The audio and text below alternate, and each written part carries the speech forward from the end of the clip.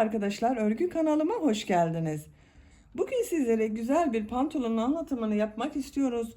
Ben bunu güzel bir takım olarak yaptım. Bakın arkadaşlar, tığ işi teknikleri kullanarak yaptım bu takımı. Böyle güzel bir kimono tarzı bebek yeleğimiz var. Ben bu yeleğin anlatımını daha önceden YouTube kanalıma yükledim. Bugün de bu pantolonun anlatımını yapıyorum. Güzel bir takım oluşturuyorum. Siz de benim gibi böyle güzel bir takım yapmak isterseniz bu yeleğin olduğu YouTube linkini ben bu videonun açıklama bölümüne ekliyorum. Siz izlemekte olduğunuz bu videonun açıklama bölümünde bulunan kimono tarzı bebek yeleği linkine tıklarsanız siz de benim gibi böyle güzel bir takım yapabilirsiniz. Pantolonun örgüsüne bacak örgülerinden başlıyoruz. Her iki bacağı ayrı ayrı istediğimiz yüksekliğe kadar tamamlıyoruz. Sonra iki bacağı birleştiriyoruz. Gövdenin örgüsüyle devam ediyoruz. Ben bugün anlatımımı 0-3 aylık arası bebekler için yapıyorum. Siz bu başlangıç zincir sayısını daha fazla başlayarak daha büyük çocuklarınız için yapabilirsiniz.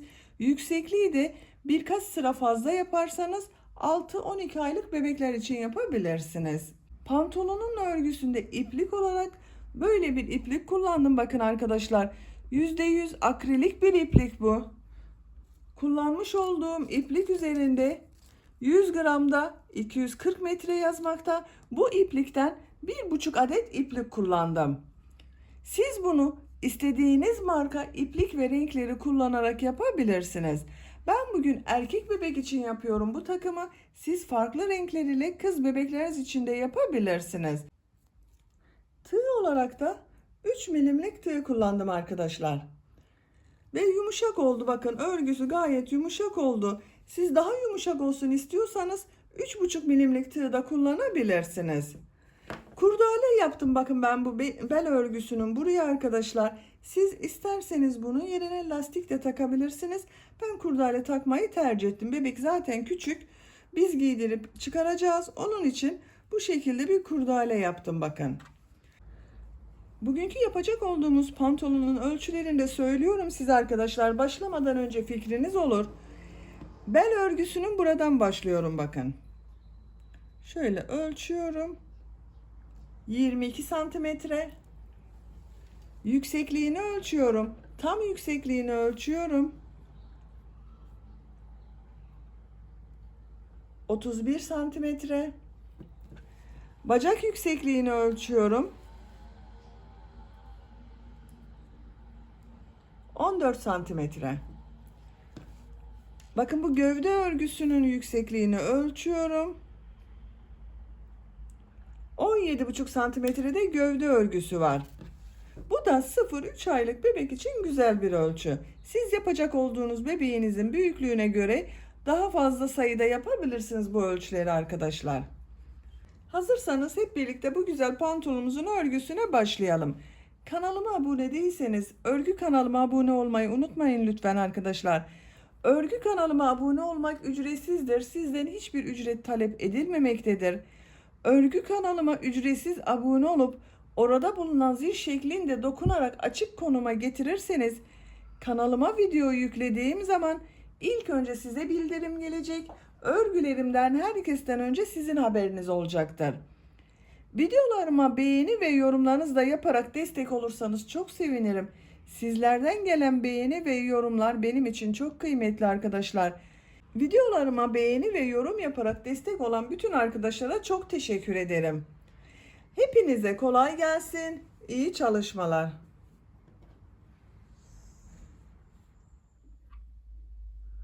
Pantolonun örgüsüne bacak örgülerini yaparak başlıyoruz. İlk önce iki bacak örgüsünü yapacağız. Daha sonra iki bacak birleşimini yapıp gövdenin örgüsüyle devam edeceğiz. Bir bacağın örgüsüne başlamak için zincir yapıyorum bakın. İlk ilmeği ben bu şekilde yapıyorum. Yavaş isteyen arkadaşlar için yavaş gösteriyorum. Bakın ipliği bu şekilde tutuyorum. İlmekten tığı taktım. İlmek alıp içerisinden çekiyorum. İlk ilmeği oluşturdum ve zincirlerimi yapmaya başlıyorum. Benim yapacağım ölçüde bir pantolonun başlangıcı için 45 zincir yapıyoruz. 45 zinciri yaptım ben. Bu 45 zincirin kaç santim olduğunu ölçüyorum. Bu zincir sayısı sizin elinizin sıklığına göre değişebilir arkadaşlar. Bu zincirleri de çok sıkı yapmayalım. Şimdiki sırada bu zincirler üzerine trabzanlar yapacağız. Başlangıcı sıfıra tutuyorum bakın. Santimetre olarak ölçüyorum. Sıfıra tutup ölçtüğüm zaman 17 santim zincir uzunluğu var bak gördüğünüz gibi. Siz bunu daha büyük bebekleriniz için yapacaksanız 20 santim, 22 santim olarak başlayabilirsiniz. Bu ilk sırada bu zincirler üzerine trabzanlar yapacağız. İpliği tığın üzerine alıyorum. 1, 2, 3 ilmek atlıyorum. Dördüncü ilmek içerisine ilk trabzanı yapıyorum. Bu 3 ilmek atladığımızda bir trabzan olacak. Diğer ilmekler üzerine de trabzanlar yapıyorum bakın. Her zincir üzerine bir trabzan yapıyorum.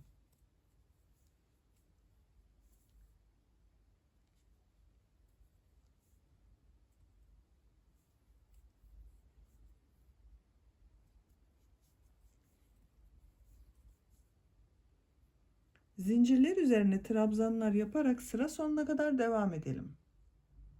Yapmış olduğum zincirler üzerine trabzanlar yaparak sıra sonuna kadar bakın tamamladım. Kaç trabzan yaptığımı sayıyorum arkadaşlar bakın.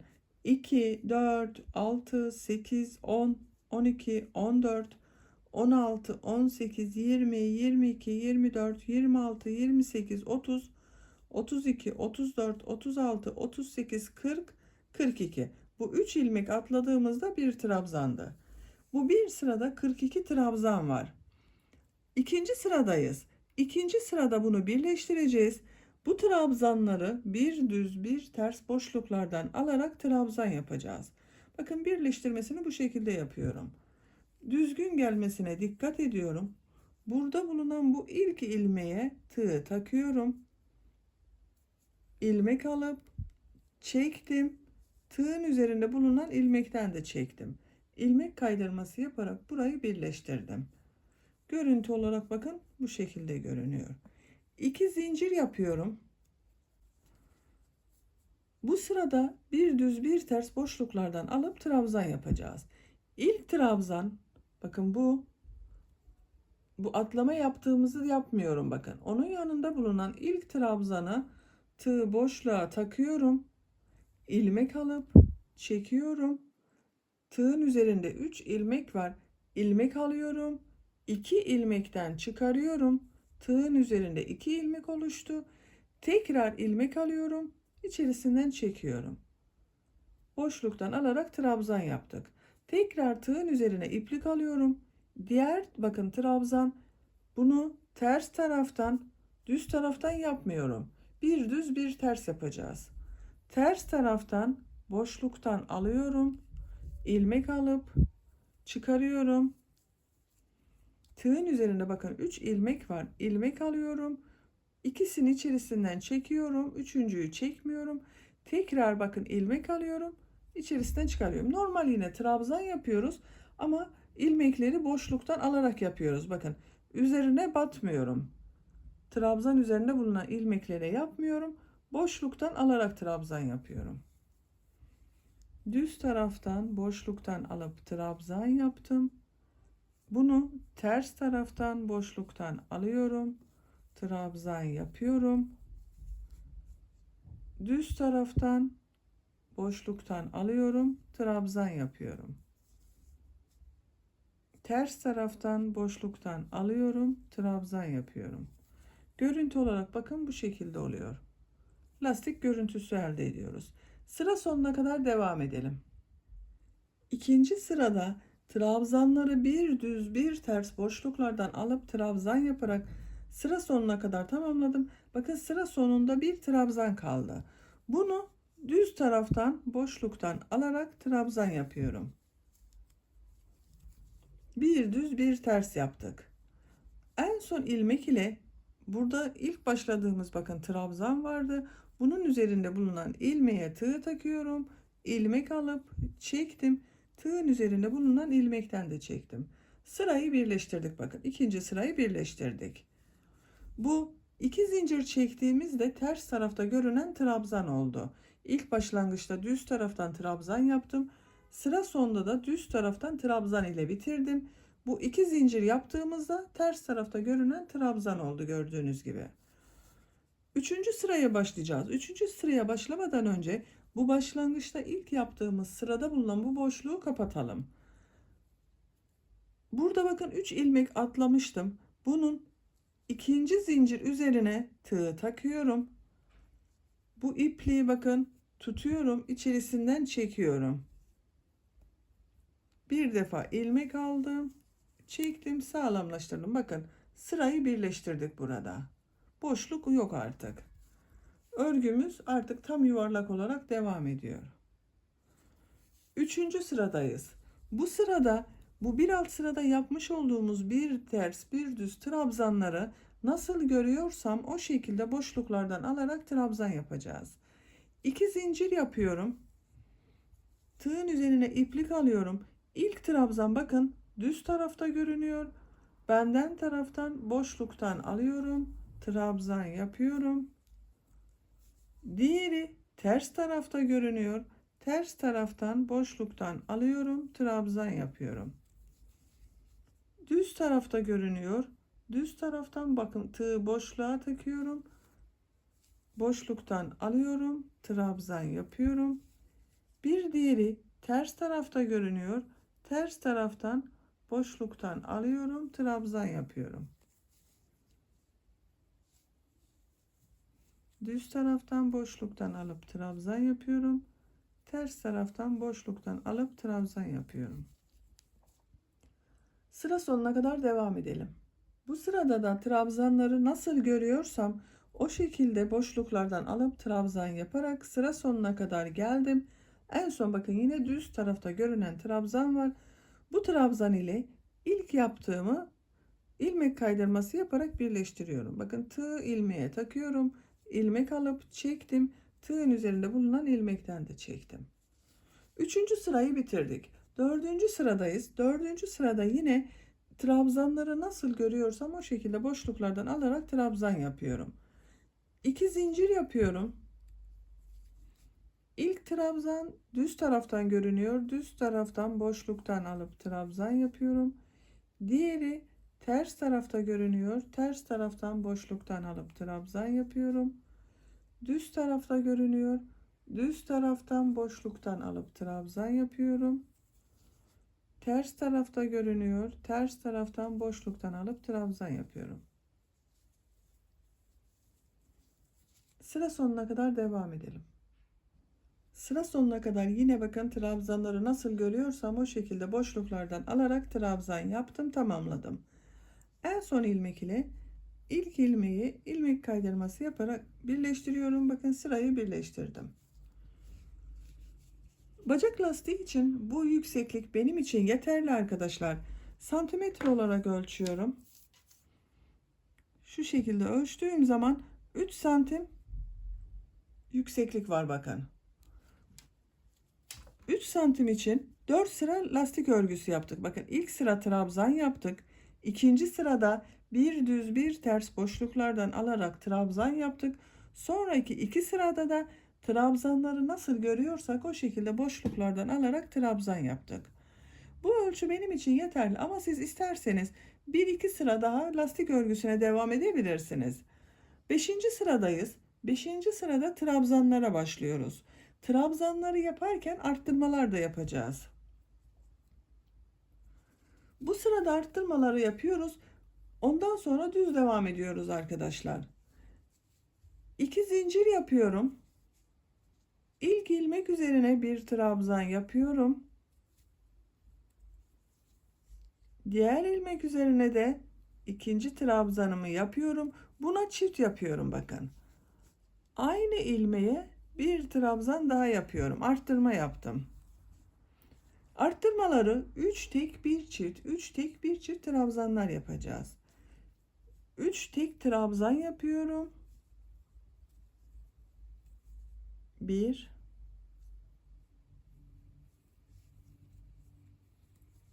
2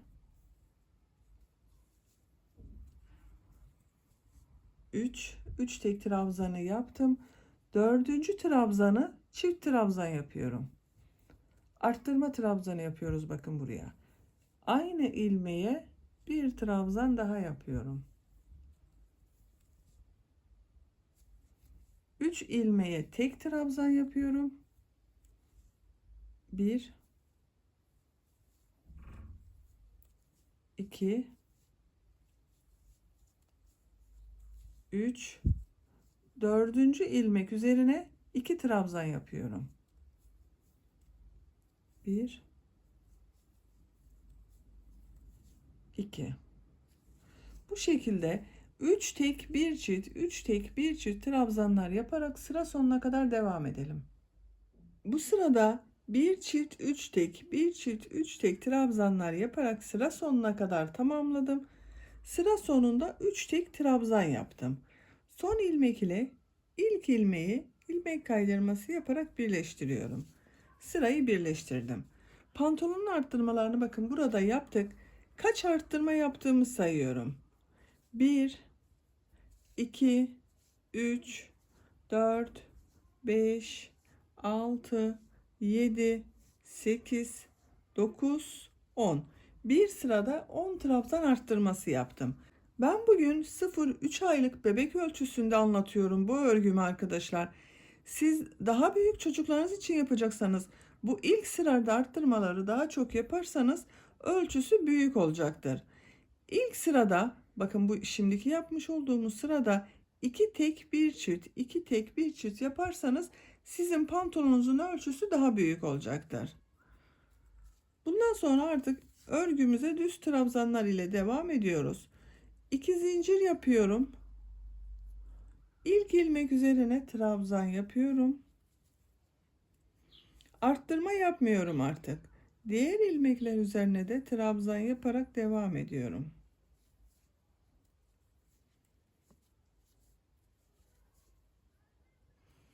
Her ilmeğe birer defa trabzan yapıyorum. Bu şekilde bakın. Arttırma yapmadan devam ediyoruz. Bu sırayı sıra sonuna kadar trabzanlar yaparak devam edelim. Sıra sonunda ilmek kaydırması yaparak birleştirelim. Bir üst sıraya çıkalım. Aynı sayı ile pantolonun örgüsüne devam edeceğiz. Yapacak olduğunuz bebeğin büyüklüğüne göre bu sıra sayısı değişecektir. Benim yapacağım ölçüde bir pantolon için 10-11 sıra bu şekilde trabzan olarak devam ediyorum arkadaşlar. Bacak örgüsünü bu lastik bölümünden sonra bakın trabzanlar yaparak 10 sıra olarak tamamladım. 11. sıradayım. Sayıyorum 1 2 3 4 5 6 7 8 9 10 11. sıradayım. Sıra sonunda burada bir arttırma yapıyorum. Bakın aynı ilmeğe bir trabzan daha yapıyorum. En son yapmış olduğum ilmek ile ilk ilmeği tığ takarak ilmek kaydırması yapıyorum. Burada bir arttırma yaptık. 2 zincir yapıyorum bir üst sıraya çıkmak için. Aynı ilmeğe trabzan yapıyorum. Diğer ilmeklere de trabzan yaparak devam ediyorum. Sıra sonunda tekrar arttırma yapacağız. Sadece sıra sonlarında arttırma yapıyoruz. Sıra başında arttırma yapmadım bakın. Sıra sonuna kadar devam edelim. 12. sırada her ilmeğe birer defa trabzan yaparak sıra sonuna kadar bakın geldim. Sıra sonunda tekrar arttırma yapıyorum. Bu son ilmek üzerine bir trabzan daha yapıyorum. Bakın bu şekilde oldu. Son ilmek ile ilk ilmeği ilmek kaydırması yaparak birleştiriyorum. 13. sıradayız. 13. sırada yine sıra sonunda arttırma yapacağız. Sıra başında arttırma yapmıyorum. 2 zincir yapıyorum. İlk ilmek üzerine trabzan yapıyorum. Diğer ilmekleri de trabzan yaparak devam ediyorum. Sıra sonuna kadar devam edelim. Sıra sonuna kadar trabzanları yaptım. Sıra sonunda tekrar arttırma yapıyorum. Aynı ilmeğe bir trabzan daha yapıyorum. Son ilmek ile ilk ilmeği ilmek kaydırması yaparak birleştiriyorum. Bacak örgüsünü ben burada bitiriyorum arkadaşlar. Benim yapacağım ölçü için bu yeterli. Başlangıçtan itibaren kaç sıra yaptığımı sayıyorum bakın. 4 sıra lastik yaptık. 6, 8, 10, 12, 14, 16, 17 sıranın sonunda benim için gerekli yüksekliği elde ettim. Santimetre olarak da ölçüyorum. Şu şekilde ölçtüğüm zaman 14 santim yükseklik var.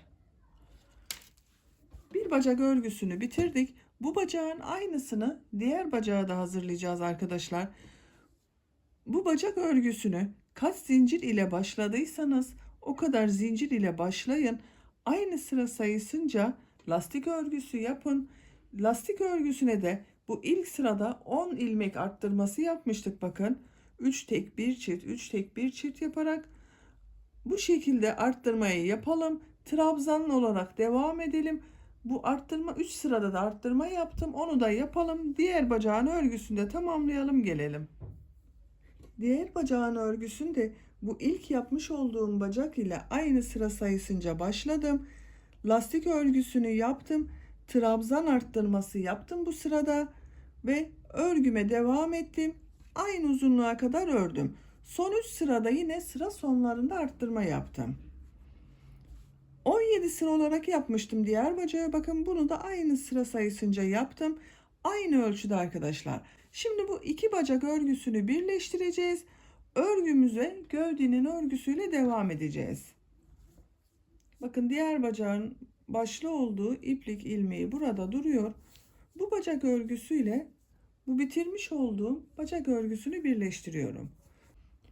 İki bacağı birleştirmek için bakın burada bulunan ilmeğe tığ takıyorum. Bu ipliğin devamı olan ilmeğe aldım. Diğer bacağa takmış olduğum ilmek içerisinden geçirdim. İki bacak örgüsünü birleştiriyoruz. Bir zincir yaptım, sağlamlaştırdım. Bakın bu şekilde birleştirdik. İki zincir yapıyorum. Bu ilk gördüğüm ilmek üzerine bakın bacağın örgüsünün birinde ilk gördüğüm ilmek üzerine trabzan yapıyorum. Diğer ilmekler üzerine de trabzan yapıyorum.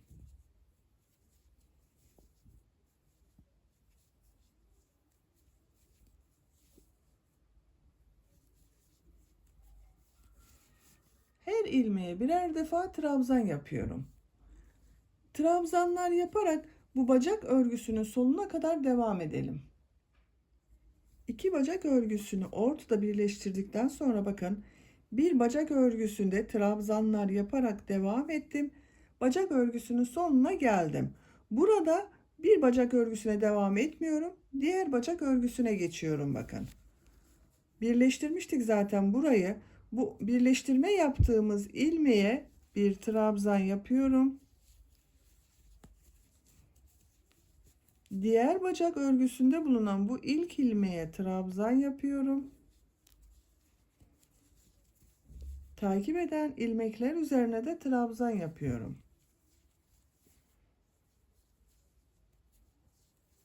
Bakın artık diğer bacağın örgüsündeyim.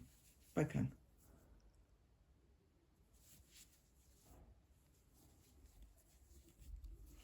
Bu bacak örgüsünün sonuna kadar devam edelim. Diğer bacağın örgüsünü de bakın her ilmeğe birer defa trabzan yaparak sıra sonuna kadar tamamladım. Sıra sonunda diğer bacağın örgüsüne başladığımız yere geldim. Şimdi burayla bu ilk başladığımız ilmeği birleştireceğiz. Bakın son ilmek ile diğer bacakta ilk başladığım ilmeğe tığ takıyorum.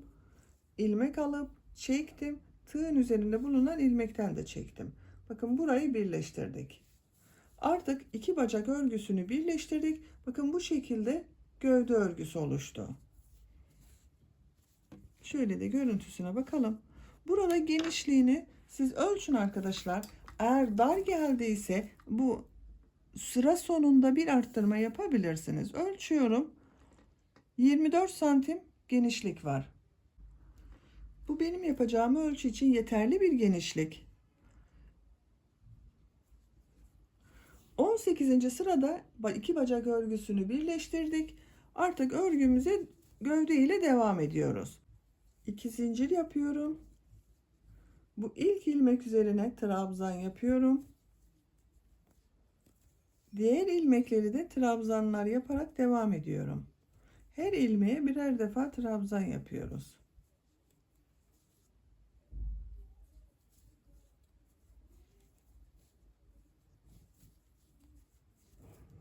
Bu şekilde bakın. Trabzanın örgüsüne bu bacak üzerinde devam edelim. Zaten bakın gövde şeklini verdik. Düz devam ediyoruz. Bu başladığımız yere kadar trabzanlar yaparak tamamlayalım. Buradan başladığımız trabzan örgüsüne bakın. Her ilmeği birer defa trabzan yaparak sıra sonuna kadar tamamladım. En son ilmek ile ilk ilmeği ilmek kaydırması yaparak birleştiriyorum. Bakın gövdenin örgüsü ilerliyor arkadaşlar. Görüntü olarak da böyle bakın. Gövdenin örgüsünü bu şekilde devam edeceğiz. 19. sırayı tamamladık. Bu 19. sırada toplam trabzan sayısı 110 arkadaşlar. Bu trabzan sayısıyla devam edecek. Siz yapacak olduğunuz bebeğin büyüklüğüne göre bu gövde örgüsünü trabzan sırasını tekrarlayarak devam edelim. Bebek pantolonunun gövde örgüsünü benim için gerekli yüksekliğe kadar tamamladım. İki bacağı birleştirdikten sonra kaç sıra yaptığımı sayıyorum. 2, 4, 6, 8, 10, 12, 14, 16, 18, 19 sıra var arkadaşlar. Santimetre olarak da ölçelim. Bu sıra sayısı sizin elinizin sıklığına göre değişebilir. Bakın ölçtüğüm zaman 16 santim yükseklik var. Bu da benim yapacağım ölçü için yeterli. Şimdi bel lastiğini yapacağız. Bu başlangıçta yapmış olduğumuz gibi lastik yapacağız beline. Bakın birleştirdiğimiz yerin görüntüsü de böyle görünüyor.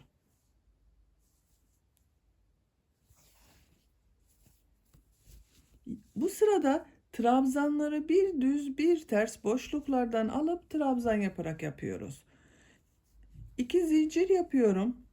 Gördüğüm bu bakın ilk trabzanı tığ boşluğa takıyorum. İlmek alıp trabzan yapıyorum. İkinci olan trabzanı ters taraftan boşluktan alıyorum. Trabzan yapıyorum. Düz taraftan boşluktan alıyorum. Trabzan yapıyorum. Ters taraftan boşluktan alıyorum. Trabzan yapıyorum.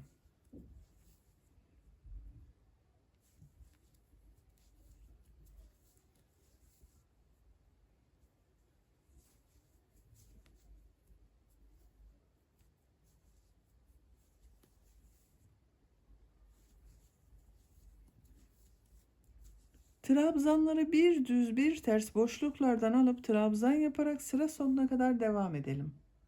Bu sırada trabzanları bir düz bir ters boşluklardan alıp trabzan yaparak sıra sonuna kadar tamamladım. En son bakın trabzanı düz taraftan boşluktan alarak trabzan yaptım. Bu iki zincir yaptığımızda başlangıçta bakın sıra başında iki zincir yapmıştım. O da ters tarafta görünen trabzan olacak. En son ilmek ile burada bulunan ilmeği ilmek kaydırması yaparak birleştiriyorum sırayı. Bakın iki zincir ters tarafta görünen trabzan oldu. Görüntü olarak bakalım. Bakın lastik görüntüsü bu şekilde arkadaşlar.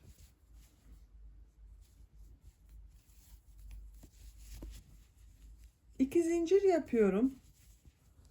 Bu sırada trabzanları nasıl görüyorsan o şekilde boşluklardan alıp trabzan yapacağız. Bakın ilk trabzan düz benden taraftan görünüyor. Benden taraftan boşluktan alıp trabzan yapıyorum. Diğer trabzan ters tarafta görünüyor. Ters taraftan boşluktan alıyorum, trabzan yapıyorum. Düz tarafta görünüyor. Düz taraftan boşluktan alıp trabzan yapıyorum. Ters tarafta görünüyor. ters taraftan boşluktan alıp trabzan yapıyorum. Gördüğümüz gibi boşluklardan alarak trabzan yapıyoruz.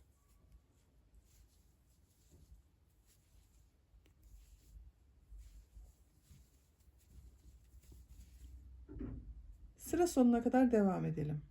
Bu sırada trabzanları düz gördüklerimi düz taraftan, terste gördüklerimi ters taraftan boşluktan alıp trabzan yaparak sıra sonuna kadar tamamladım. En son bakın yine düz tarafta görünen trabzan. Bu trabzan ile ilk yaptığım ilmeği ilmek kaydırması yaparak sırayı birleştiriyorum bakın. Görüntü olarak tekrar bakalım. Lastik örgüsünün görüntüsü bu kadar oldu arkadaşlar. Siz bunu yeterli görüyorsanız burada bırakabilirsiniz. Ben bir sıra daha trabzanları nasıl görüyorsam o şekilde boşluklardan alarak trabzan yapmak istiyorum. 2 zincir yapıyorum. İlk trabzan bakın düz görünüyor. Düz taraftan boşluktan alıp trabzan yapıyorum. İkinci trabzan ters tarafta görünüyor. Ters taraftan boşluktan alıp trabzan yapıyorum. Düz tarafta görünüyor. Düz taraftan boşluktan alıp trabzan yapıyorum. Ters tarafta görünüyor. Ters taraftan boşluktan alıp trabzan yapıyorum. Düz taraftan boşluktan trabzan yaptım. Ters taraftan boşluktan alıp trabzan yapıyorum. Sıra sonuna kadar devam edelim. Bu sırada yine trabzanları nasıl görüyorsam o şekilde boşluklardan alıp trabzan yaparak sıra sonuna kadar tamamladım. En son ilmek ile ilk ilmeği ilmek kaydırması yaparak birleştiriyorum. Bu genişlik benim için yeterli. Siz isterseniz bir sıra daha ilave edebilirsiniz arkadaşlar. İpliği burada kesiyorum.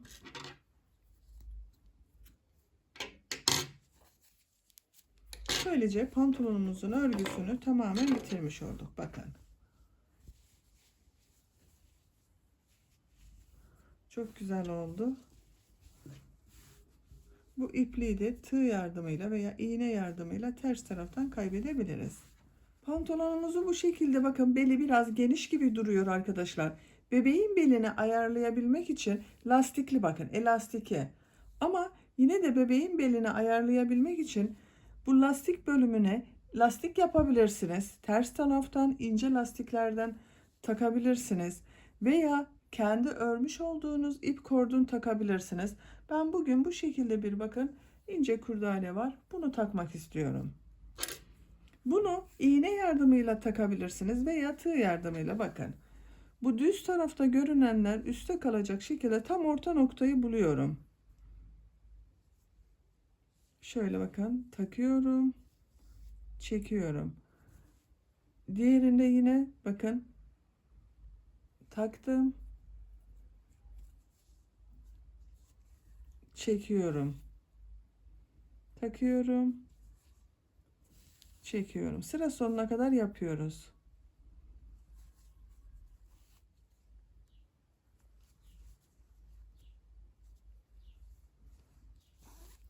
Evet bakın bitirdim.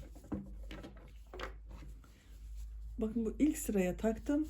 Güzel oldu arkadaşlar. Bebeğimizin beline göre bakın kilosuna göre bunu ayarlayabiliriz artık.